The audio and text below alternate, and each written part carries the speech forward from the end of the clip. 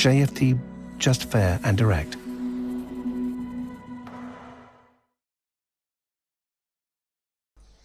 Okay, hello and welcome everyone. Welcome to JFD Traders Tea Time with me, Darius Anucauskas.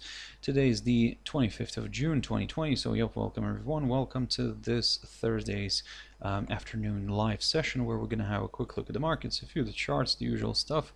But before we do that, as always, let's quickly have a read through our risk disclaimer. So, the content we produce does not constitute investment advice or investment recommendation, should not be considered as such, and does not in any way constitute an invitation to acquire any financial instrument or product. As always, a few seconds for you to read the rest and we can continue.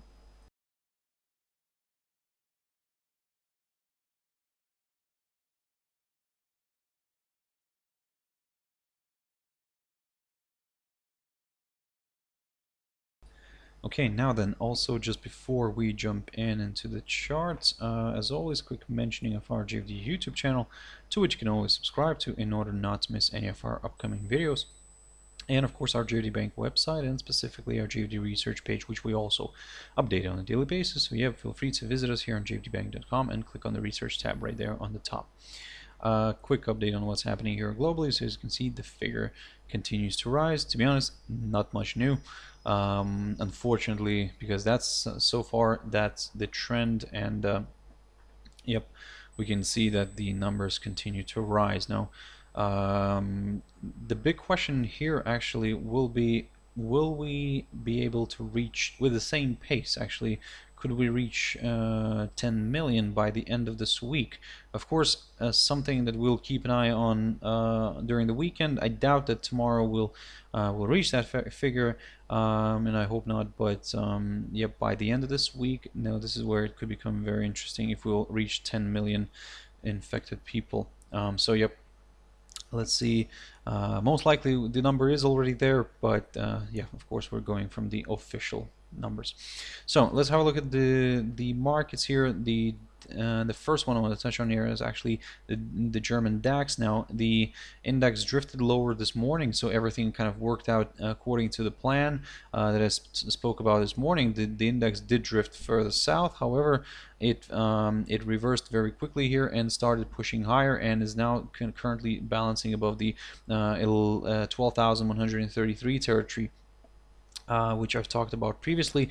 Now, for now, given that the index kind of reversed back to the upside here and kind of got back into this little territory right here, keeps us a little bit on the neutral side. Of course, on one hand, we can say that maybe it's still more positive than negative, because the index, as you can see, managed to kind of reverse from its 21-day EMA. So it tested it, it broke it, but it's still trading above it. So basically, in a way, this still gives a bit of hope here for the buyers. However, we would prefer to wait maybe for a push above the 12,484 zone, ideally a daily close, and then we could aim for higher levels again. So for now, be very careful. If this by any chance starts reversing back down, still there is a possibility for the bulls to step in somewhere near this upside line. So yep, we'll keep an eye on that one.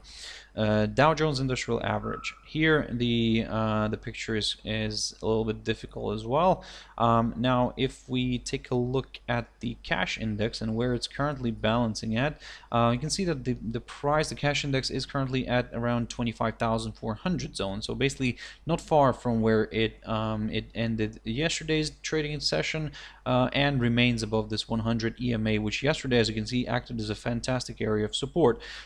So this kind of, in a way, gives a bit of hope here for the buyers still. However, we're very close to this key area of support. I talked about this one previously, and that's around the near that 25,000 zone, the psychological 25,000. And in a way, for us to get comfortable with lower levels, we would prefer to wait for a daily close below the 25,000 area, and then yep, we could consider a further decline.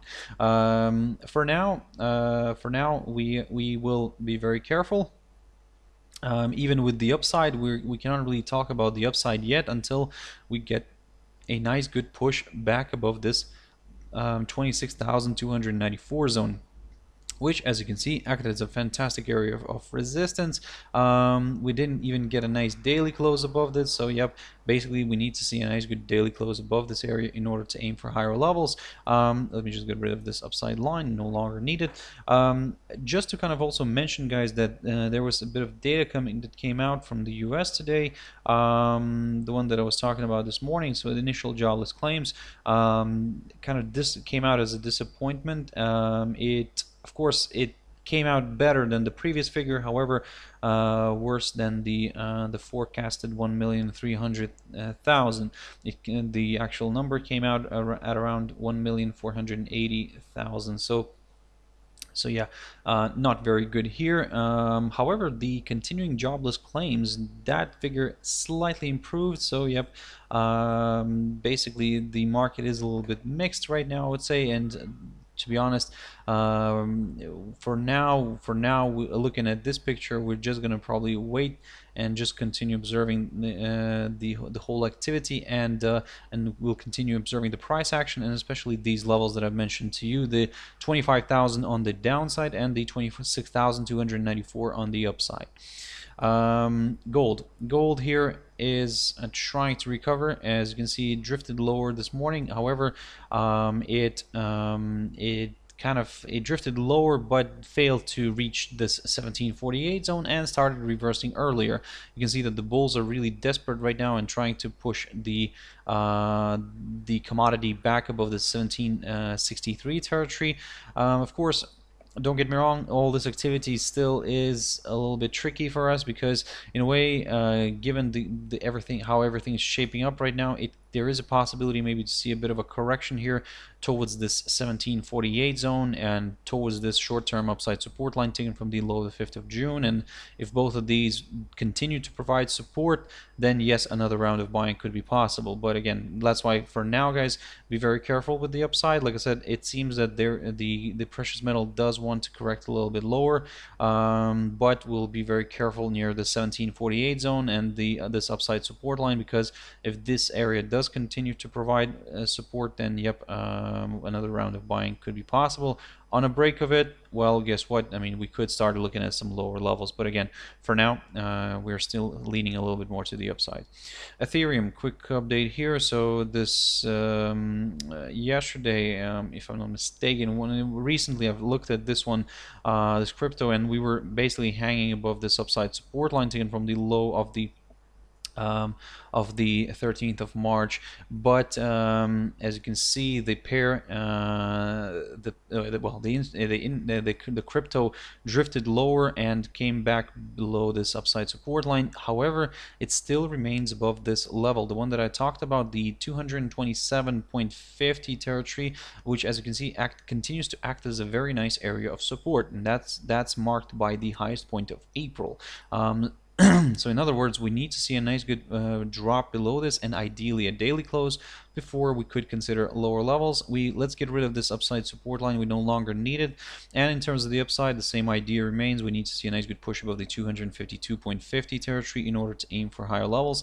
Until then, we're just going to continue observing this, and all this area right here could just be neutral for us, because as you can see, the crypto is moving sideways, and it's moving between these two levels, the 227.50 on the downside and 252.50 on the upside. Quick update, actually not update, but something that you probably don't look at very often, but in the US dollar against Norwegian krone, and here you can see that the pair is trying to make its way higher after finding good support here in June, in the first half of June, near the 1980 territory. The pair is now drifting higher. It is back above its 200-day EMA. Of course, this is creating this nice positive atmosphere. However, it's struggling to overcome this high, the high of the 12th of June, near the 9.7264 territory. So, in a way, what we're going to do here is we're going to keep an eye on this one. If we get a nice daily push here, if we see the daily candle staying above the 9.7264 territory, then yes, there is a possibility for this one to move further up. For now, the price structure here is kind of higher higher lows. I mean, we are waiting for that higher high, so let's see if we actually get one. But the way you could look at this is if we get a nice daily close above this 9.7264 territory, then we could start aiming for higher levels. In a way, if you are a little bit more on the cautious side, you could keep an eye on the on this high, the high of the 15th of June near the 9.8120 zone, and a nice good push above this would place the rate above all of its EMAs already, and higher levels could be met. So keep your eyes on that one. Quick update on US dollar against the Canadian dollar. Here, not much has changed. I talked about this one this morning, and basically we're still keeping an eye on this 1.3666 level. We need a nice, good, strong move above it in order to aim for slightly higher levels. But again, those slightly higher levels, this whole move higher could still be seen as a temporary correction before another leg of selling, because we are trading below this downside line taken from the high of the 31st of March. Jumping into USD JPY, here the situation is a little bit difficult as well, because as you can see, after the pair kind of almost tested this 105.94 level, it pushed higher, but is now getting stuck. It's now stuck near this 107.32 territory, which, as you can see, acted as a very nice area of support previously, and then in around mid of June, it acted as a good area of resistance. Also around here, we can see that we have the 21-day EMA, which also could be providing some resistance right now. But if we get a nice, good, strong move above this, then yes, yes, we could aim for higher levels. Previously, I talked about this level here, but to be honest, we can really adjust this right now, because probably we have moved away a little bit. And what you could do here is keep your eyes on the high of the 16th of June near the 107.64. This is just for that extra maybe confirmation. A nice good push above that could open the door towards higher levels. GBP CHF. Now here the pair is still struggling with this downside line taken from the high of the 8th of June. It did try to attempt to overcome it, but as you can see, it failed to do so, and kind of is now still trading below this downside line. So yesterday and today the pair did try to overcome it, but unsuccessfully. Well, it did move temporarily above it, but as you can see, the bears are kind of pushing the rate back down. In a way, this creates this bearish atmosphere here, which could lead to some lower levels. However, if you are a little bit more on the cautious side, wait for a drop below the lowest point of May here near the 1.1725 zone, and then we could target lower areas. So in a way, then of course one of the levels here could be possible, the 1.1247. I do understand it's quite a big one to aim for, but we'll go step by step on this one, and yep, of course, if we do get a drop below this 1.1725 territory, this would confirm a forthcoming lower low, and the slightly maybe closer level to consider here, it might be somewhere around here, guys. So let me just quickly put this one on the chart near the 1.1545 area, because that's marked by the low of the 16th of March, and also by an inside swing high of the 19th of March. So very good potential target, but like I said, we need a confirmation break below the 1.1725 level first. And finally, Euro USD. This one is drifting lower. This is what I talked about this morning, basically telling you guys to keep it neutral, because as you can see, it's after a good start this week on Monday and Tuesday, the pair is now drifting back down, and kind of at one point it managed to almost kind of wipe out all the gains made during this week. If the pair drops below the 1.1168 territory, this would place euro dollar in the red for the week, and well, further declines could be possible. So that's why we will keep an eye on this one tomorrow as well, because for now it is a little bit difficult, because on one hand the pair is now declining, on the other hand it's finding support near this 21-day EMA, as it did here back on Friday last week and on Monday as well. So that's why we want to see if this 21-day EMA actually continues to provide support. If it does, we may see this one reversing back to the upside. However, to get a little bit more comfortable with higher levels, we need to see a push above the 1.1353 territory here. I talked about this one this morning. That's marked by the high of the 16th of June and near the highest point of this week as well. So So good potential target, but we need to see a nice good break above it first in order to get a little bit more comfortable with higher levels. So guys, this was a quick overview. We'll pick up on some of these instruments tomorrow, so please, join me tomorrow at my Traders with Espresso at around 6 o'clock GMT time. Like I said, I will pick up on some of these instruments, some new ones, and we'll take it from there. We'll see how the market will shape up tonight, and we'll see what it has installed for us for tomorrow, for the last trading day of this week. So okay guys, like I said, I hope you found it useful. Thank you very much for watching and listening. I really appreciate your time. But yeah guys, stay safe both health wise and market wise, and I'll see you tomorrow. Thank you very much, and bye bye.